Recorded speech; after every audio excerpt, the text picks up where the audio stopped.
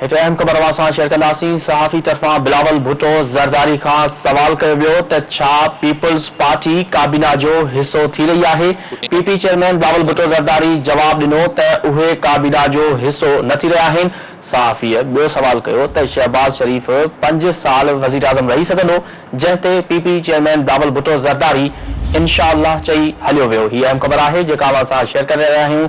सहाफ़ी तरफ़ां बिलावल भुट्टो ज़रदारी खां सवाल कयो वियो त छा पीपल्स पार्टी काबीना जो हिस्सो थी रही आहे। पीपी चेयरमैन बिलावल भुट्टो ज़रदारी जो जवाब ॾिनो त उहे काबीना जो हिस्सो न थी रहिया आहिनि। सहाफ़ीअ ॿियो सवाल कयो त शहबाज़ शरीफ़ 5 साल वज़ीर आज़म रही सघंदो, जंहिं ते पीपी चेयरमैन बिलावल भुट्टो ज़रदारी इंशाअल्लाह चई हलियो वियो।